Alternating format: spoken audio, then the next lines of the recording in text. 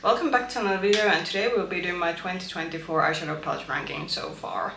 Welcome back, and today we are doing something pretty exciting, which is ranking the eyeshadow palettes that I have tried so far this year. So a bit of a disclaimer before we're doing this. I have done already my summer eyeshadow palette declutter, so some palettes that you might have seen during this year, those might not even be in my collection anymore, so if the palette has been decluttered, it is obviously not included in this ranking, and obviously there was something in the palette that I felt like that I didn't want to keep the eyeshadow palette in my collection. Second one, these have all been bought by myself, so none of these have been gifted to me or have been PR or something like that, so everything here is paid with my own money. And if you have seen my sort of eyeshadow palette from the end of last year, last year I sort of did ranking by categories, and then I did a separate like an altogether top 10. However, for this half a year ranking, I have arranged this so that I will be just going through like all the palettes, regardless are they high-end indie or drugstore palettes. But I do think that for the end of the year ranking, when that will come somewhere around December next or January, for that one I will see how much I have different eyeshadow palettes per category and see that if I will again do these 3 separate rankings plus the altogether top 10, or if I will just do all palettes together. But those were the sort of things that I wanted to say before we get to the actual ranking, and altogether we have 17 palettes, so that is, I'd say, a decent amount of eyeshadow palettes. I was thinking that did I have already that many palettes when I was in the same situation last summer. I wasn't filming.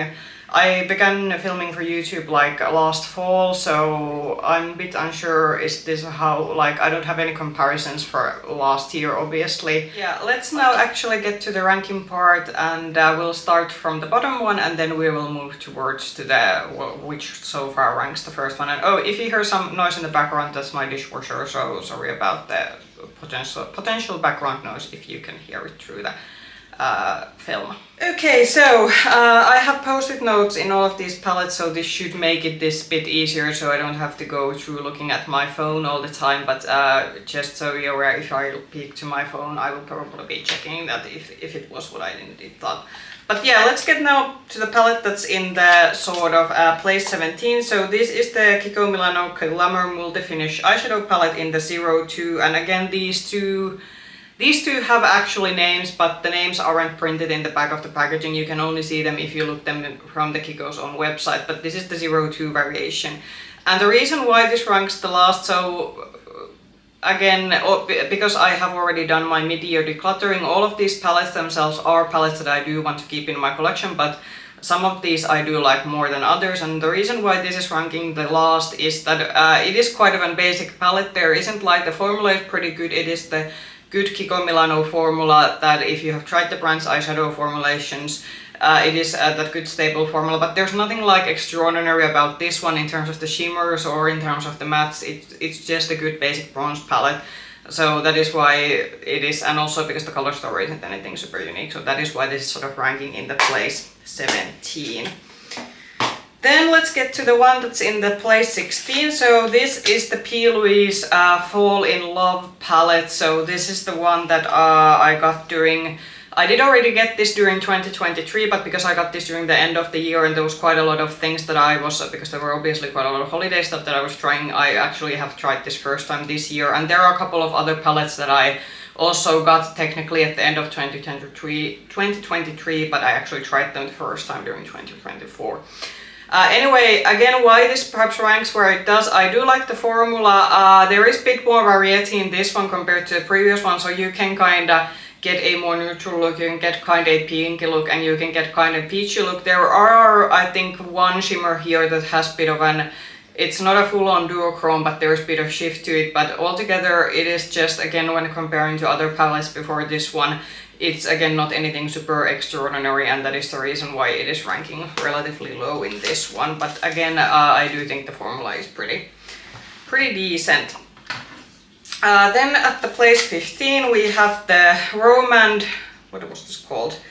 Better Than Palette 01 Pampas Garden. So this has not been included in a official eyeshadow palette review yet. It will come, but this has already been in my eyeshadow palette rotation.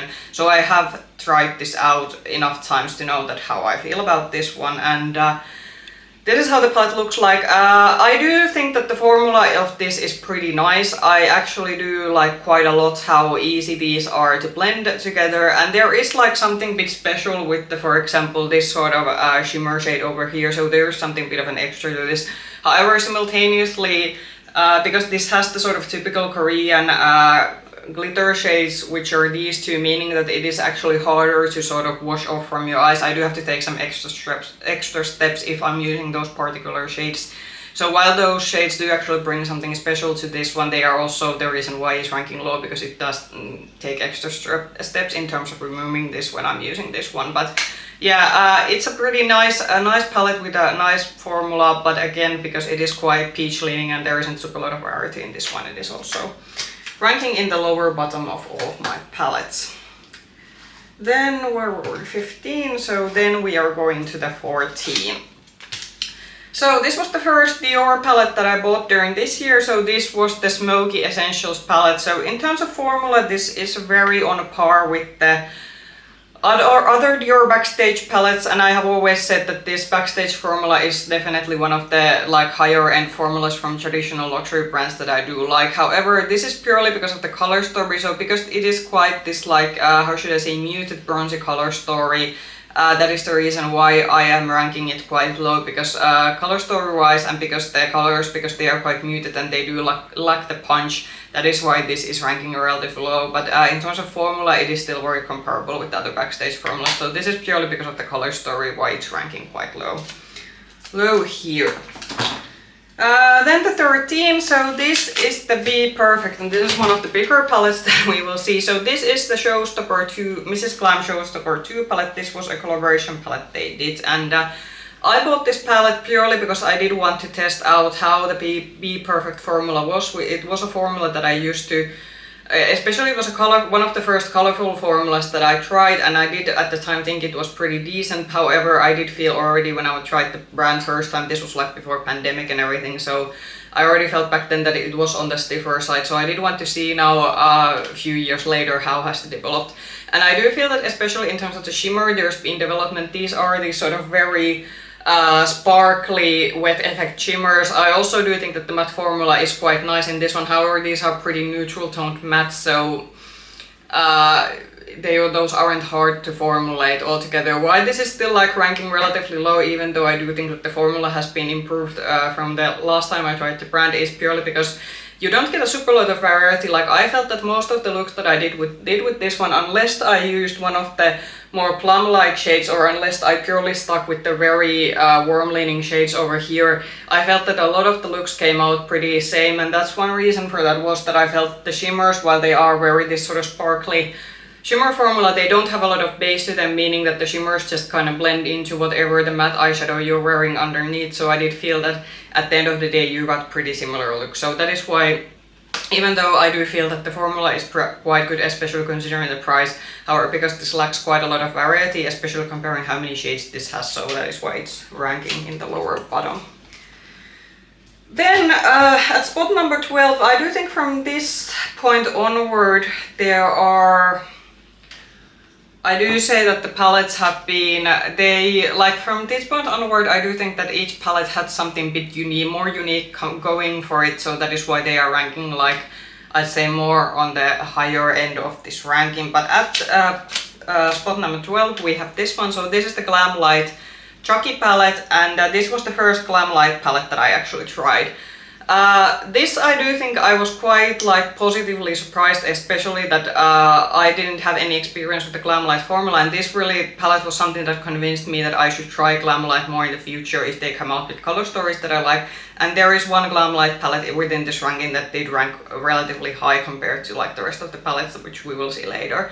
However, why this ranks, I'd say, still under the top, like this didn't, for example, make it into the top 10 was purely for the color story. This is a very sort of grungy, deep, grey leaning color story, which is a color story that I do occasionally gravitate towards, especially during the fall time, but it is definitely not like a primary color story for me. So this is a very nice, cool toned, deep eyeshadow palette, but for me it's not something like I would use, like gravitate towards daily. So For color story wise, this is why it's ranking where it does, but I do say that this definitely had one of the better Glamlite formulas, and this is definitely something that did make me like sort of think that I need to try more from the brand.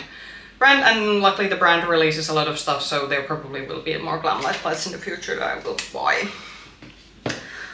Then a palette that I was a bit surprised myself how I'm ranking this one, but I do think that there is a certain charm to this one, even though again this will go to the category of color stories that I don't primarily gravitate towards in a daily.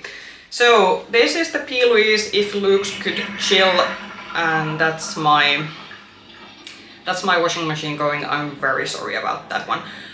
So this is the P. Louise If Looks Could Chill, and this is the all blue palette that came in their, this was their, hold on a second. This was the mystery box that was, this came with the mystery box that was shipped in December, but it was the mystery box that was their November mystery boxes, and this was one of the big ticket items included in the mystery box, and this has 2 tiers of purely blue eyeshadow. So it has this one, and then I'm gonna pull the drawer from the, so this is the second layer. And so why this ranks where it does is that, yeah, while I would say that blue is definitely not the primary eyeshadow palette, primary eyeshadow shades that I gravitate towards, I do think that the blue formulas here, because blue is one of those eyeshadow formulas that is definitely harder to formulate. I have come across during my years of using makeup very bad blue eyeshadows that are either very patchy, they don't build up to your lids, or they are very sheer on your eyelid.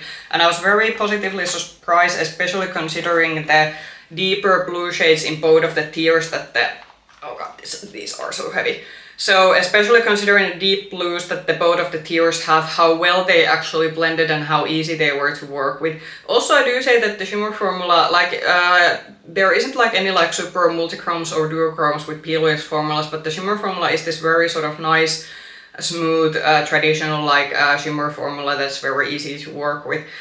Something that I did mention about this formula, which was a bit surprised, was that these pale matte shades were something that were actually like a bit even patchy to work with sometimes, so that's a bit surprising, but the sort of mid-tone and deeper shades are very nice in this palette, and I am quite interested to try more of these colorful palettes from P. Louise and see that was the blue formula the only one that the brand got right, but yeah. So surprisingly this did rank like almost in the top 10, but something that does have like why again this didn't make it into the top 10, blue, not a primary eyeshadow color that I gravitate towards, and also this is like very heavy, and I do think that they could have pared this down. Like I think that they could have just like had this sort of one layer and they combined and pared down some of the blue shades and had like a one layer which would have already been like enough blue shades, but yeah. That was the spot number 11, and now we're getting to the, I'd say, more exciting part, which are the top 10 palettes, and I'm trying to get this arranged so we have all the palette next, like so here. So from the top 10 palettes, these are all palettes that I feel that how should I say, these are like palettes that I would say that if you would have to say that I would like half my eyeshadow palette collection or something. Of course I would then have to take into consideration also the other palettes that I still have that have been released earlier, but these would be palettes that I would find very hard to like, how should I say, let go. But on spot number 10 we have the Danessa Myricks. This was the Groundwork 2 Blooming Romance palette.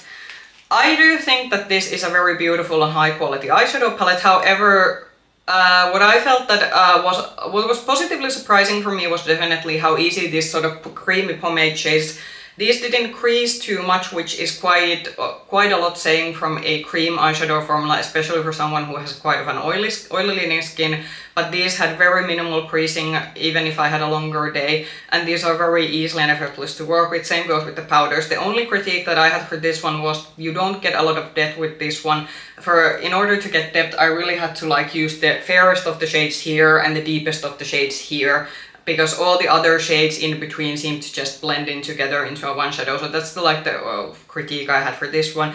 And additionally, these do make like some beautiful blushes, but still a very good high quality, high-end formula. And if you kind of like this sort of pomade cream eyeshadows combined with some powders, I would maybe like check these Danessa Myricks palettes because they are quite nice. Then at spot number 9 we have the Glossgods Let's Get Nude palette. So this was their neutral eyeshadow palette that the brand came for the summer, and this was one of these bronzy golden palettes that we saw quite a lot of brands coming out during this summer.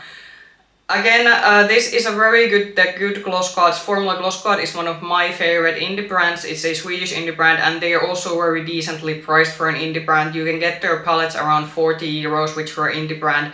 Like, these palettes have like duochromes, there usually is even multichromes in these ones. And especially these sort of palettes, I'm pretty happy that these days they do actually do palettes that have both mattes and shimmers, because this was a brand that again began with doing only all shimmer palettes.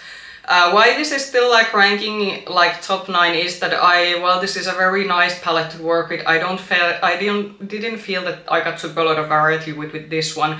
There was like you only get like gold leaning and bronzy leaning looks, and even the sort of 2 purple shades, this one and then this one here, which I thought would bring some variety on my skin tone, they actually mostly look like brown shades. So something like, I was kind of maybe expecting more from this than, especially considering the promotional photos they released, but it is still a very nice indie palette, and especially if you're looking for a sort of bronzy neutral eyeshadow palette.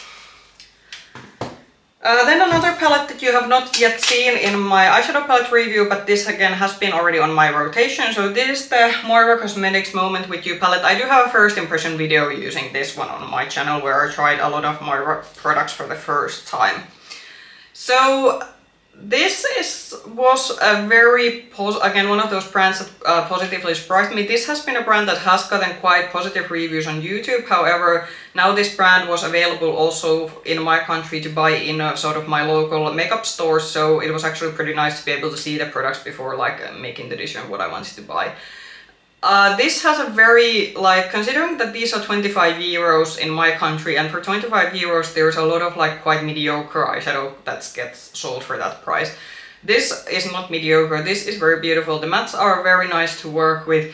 This has quite like different kind of shimmer formulas, especially some of the creamier shimmer formulas, for example this deep brown shade over here, and this orange shade over here, or even this sort of like green and pink shade over in the sides. Like this sort of very like impactful creamy shimmer formulas, and also something like the durability of these shimmers and mattes are one of the best that I have in my collection. So that was also something that I noticed with these ones. Something that I will give this a bit critique for, again, it goes to the color story. Actually, when you like sort of ignore the colorful shimmers, in terms of mattes you don't get again super lot of variety, so the only way you will get some kind of different looks with this one is by changing the shimmer shade. So instead of using maybe like using the green or pink, then you can kind of go with the orange. But this is a very neutral heavy palette. Also something that I wasn't super big fan of is that this has a lot of these topper shades that again look very similar. So for example, the 3 shades in this middle row over here, those are all topper shades that end up looking pretty similar. So this had some drawbacks, but because I was so impressed with the formula, considering the how this is priced in my country and also the variety of the formulas, I am quite excited to like try more palettes in the future if they come out with color stories that I feel attracted to. And also something I will say, this packaging is definitely like a very heavy duty packaging for like drugstore. I have had like higher end palettes that don't have this kind of heavy cardboard packaging, so that also has it going for this one. Next one we are we already on number 7? I think so. So this was a brand that I had taken a bit of a break from because I had tried some of their 9-pan palettes, and with those one I wasn't impressed with them, but this is the Unearthly Cosmetics Dreamer palette. And this is something that definitely did get me thinking that okay, now I can maybe try this brand again because initially when I tried when this brand became available on Monolith Shop originally a couple of years ago, I ordered some of the original 9-pans, and I was very like thinking that what was the hype with this one, because for me those were very disappointing. However, this one they did have some revamping in terms of their formula, especially the shimmer shades have been upgraded from the shimmers that I tried from there before. I did have some like bit of a working issues with some of the mattes. They aren't the best. I am currently in my rotation trying the High Temp palette, which was their summer palette. However, that's not included in this ranking because I am still in the process of trying that palette out. But I would not have ordered the High Temp palette if I would not have been impressed with this one. And what I especially, while some of the more colorful mattes like the purple and then here's the blue for example, while I felt that those needed some bit more work, the shimmers altogether were very nice, they were very sparkly. And what I also gave credit for this one is how this color story in one way is quite well designed. So you can basically combine any of these shades together and you will still get a cohesive look, and that is saying quite a lot because usually with eyeshadow palettes you kind of have to go with color groups and not necessarily all shades will go together, but this one is generally a color story that you can use basically any of the shades and you will always get a pretty look. So that is also why this ranked relatively high, even though it has had a bit of drawbacks to it also. Now I'm trying to look, where is the number 6 palette? Here. So this is another palette that has not yet been featured in my eyeshadow palette reviews, but it will be coming. So this is the Kaima Cosmetics, what was this, Boujee Boudoir palette, and this is the second palette that I've tried from the brand. We all know that I wasn't a big fan of their first, the Skulls and Roses palette that ended up being decluttered. But with this one, and why I think it tells quite a lot, this ranks 6th. So I do feel that there's been quite a lot of improvement from the Skulls and Roses palette, and while I say that the mattes are still definitely a bit on the weaker side, they are quite dry with this one. Especially I do think that with these shimmers there's been quite a lot of improvement, and this is a very beautiful mauvish neutral palette if you're looking for that kind of color story, and especially for someone who has a cool rosy undertone in terms of their like skin tone. This is something, a color story that generally is very flattering on my particular skin tone. So yeah, that is why I'd say that considering that what my first impression of the brand was, and now giving the brand a second chance, I am pretty happy with this one, and that is why this is ranking where it is. Then the Glamlite palette that I do think that truly has gotten me, how should I say, with Glamlite it seems that there's the issue that they do have quite a lot of variation in terms of what formulas they use, but if they are going to release at some point a palette with this particular formula, I am definitely buying it. So on the spot number 5 we have the Betty Boop palette from Glamlite, and this is, I was initially like, it looks like a red palette, and yes, there is quite a lot of red shades here, but you can actually get a nice neutral looks with this one, and especially what got me with this palette are the shimmer formulas. This has it has such a sparkly, smooth shimmer formula. It is pretty, I'd say, even like in one way quite of a unique considering what we usually get from indie brands. And what I especially appreciate with Glamlite, it would be one of those indie brands. First of all, their pricing is pretty awesome. Like this was under, I think this was around 40 euros, or it's under 40 euros. So Glamlite is like relatively decently priced for an indie brand. And also the fact that if they like this particular formula, the mattes are something that you can, especially if you're a beginner with makeup, there is like more blendability to it compared to maybe some other like indie eyeshadows, and this is a formula that I have always said that I would also recommend for beginners looking to dip into indie brands. And I do feel that generally this formula, especially like with these shimmers, is something that would be very easy to approach for someone who is just getting into makeup, but also someone who is a makeup enthusiast who has been like doing makeup for a while. This also offers quite a lot. But yeah, this is as I said, especially the shimmers, but also the matte formula. This, I would hope that they would like stick with all of their palettes with this particular formula, because I did notice, for example, when I started seeing reviews of the Kiss collaboration that they did, for example, with that palette, they seem to have some other formula that isn't as good, and there's also been some other like palettes in between where they have been using different formulations. But if they come out with another palette with this formula, I am buying it, because this was truly a very beautiful formula and very beautiful color story and a palette altogether. Okay, we had I had a palette missing, but it is here. So number 4 was a palette that how should I say, I had very high expectations for this, first because of the pricing of the palette and also because of just the hype that this indie brand has been getting. And this is definitely one of those indie brands where I'm saying that part of the hype, I would say that is like, it's worth it, but there is a bit of like also something that I would consider before committing to buying a palette from this brand. So then palette number 4 in my mid-year ranking is this one. So this is the Harvest Moon from Ensley Rain. And first of all, something you should consider, these are very expensive palettes. So these big palettes, they recently came out with a summer collection that has a bit smaller palettes that aren't as expensive, but especially for example, if you buy an Ensley Rain palette from Monolith Shop, which is a European retailer and stockist for these kind of indie brands, these go somewhere between 80 and 90 euros depending which of these palettes you are buying.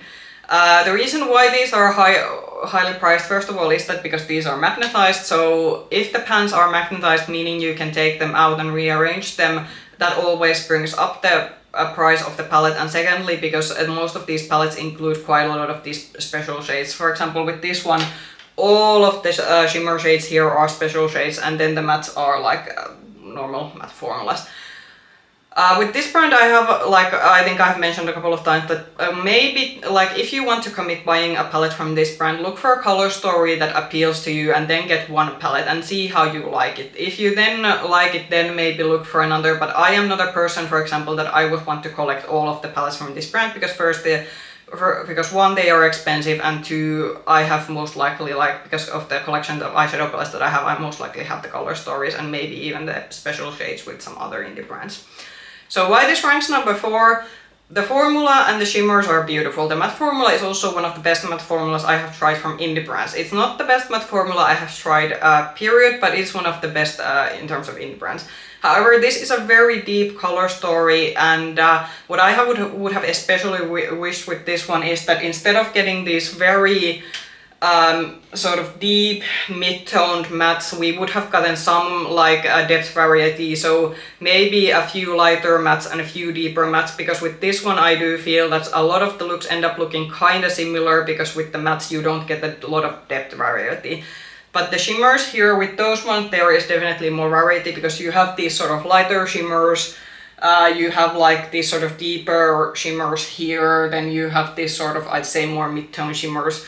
And the shimmers all have some kind of a special shift to them, and they are truly like, this is one of the few like special shade shimmer formula you can also work with brushes in most of the cases. A lot of the indie shimmers, there's the issue that they are the kind of flaky formula that you have to always apply with fingers. With these one, most of these also work with brushes, so that is also something that shows that this is a more sort of higher end indie formulation.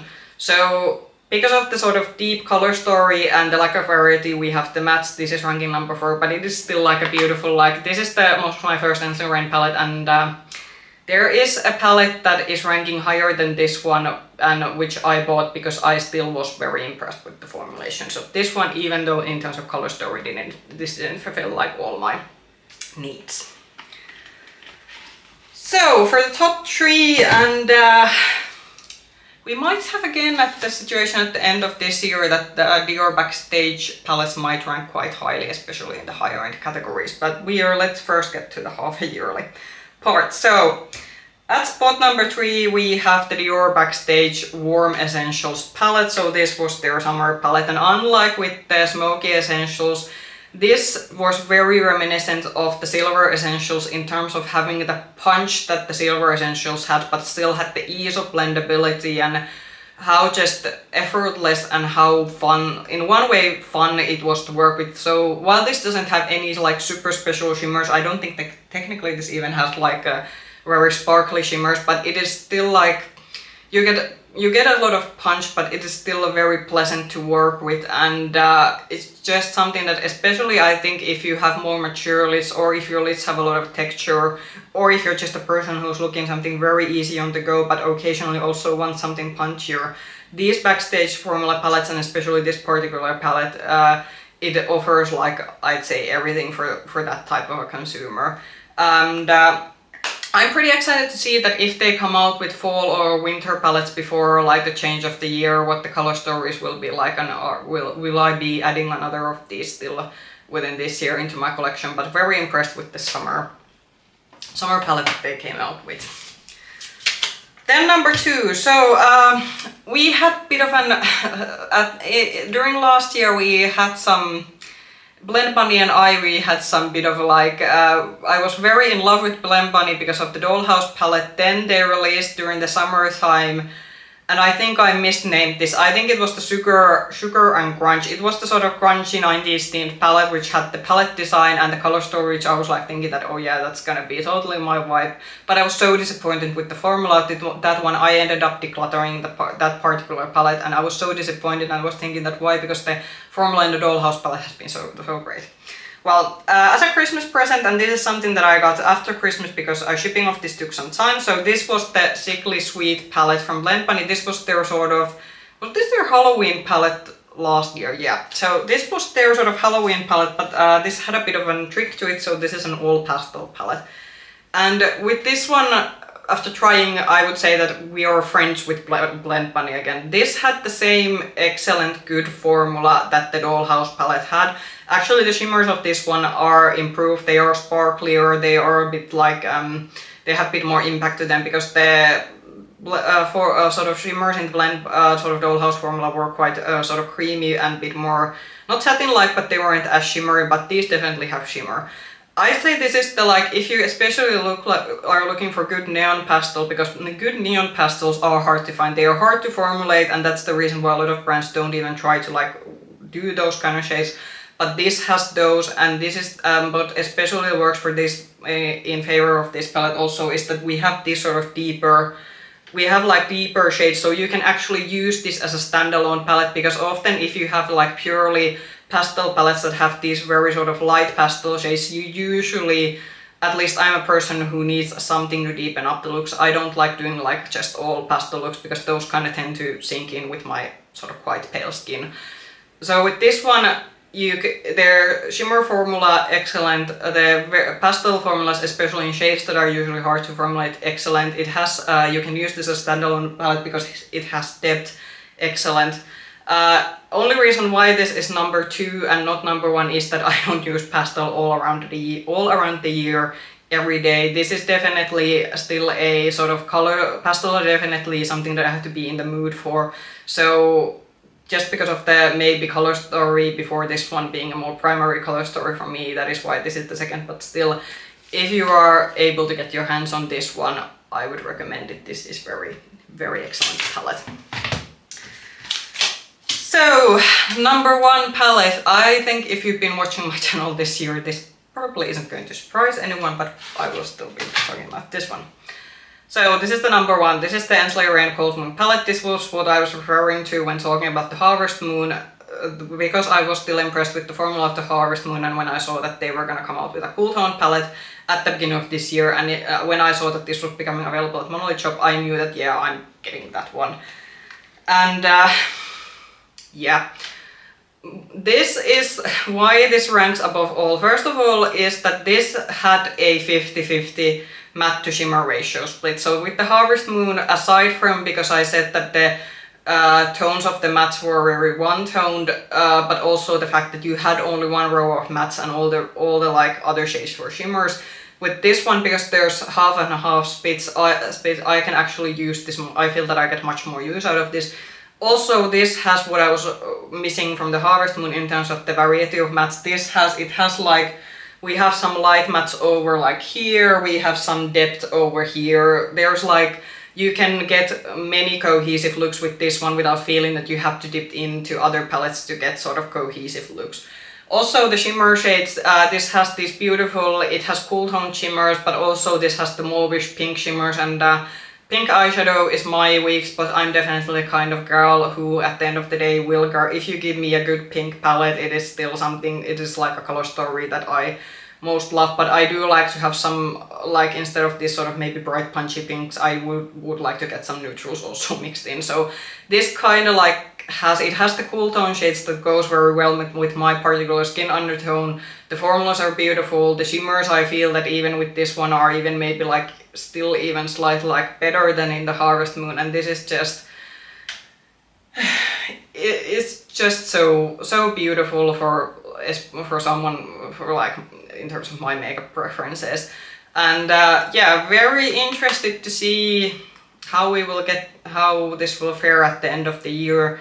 So far there's maybe one palette that's still not in my rotation, so if you've been watching my shorts, I have the Blend Banded Longing palette that however wasn't included in this particular ranking because I haven't still kind of tried it out. But there's maybe a bit of competition to the Ensley Rain Cold Moon palette, and of course we still don't know what we will be getting during the fall time or during the holidays. But the Cold Moon so far, what I have seen like sneak peeks from fall releases or from the palettes that I have so far, the Cold Moon, I haven't gotten the sort of like feeling that I get every time that I use or see the look at the shades in the Cold Moon palette with any other palette so far. So there's gonna be some tough competition to dethrone the Cold Moon palette from my end of the year top ranking.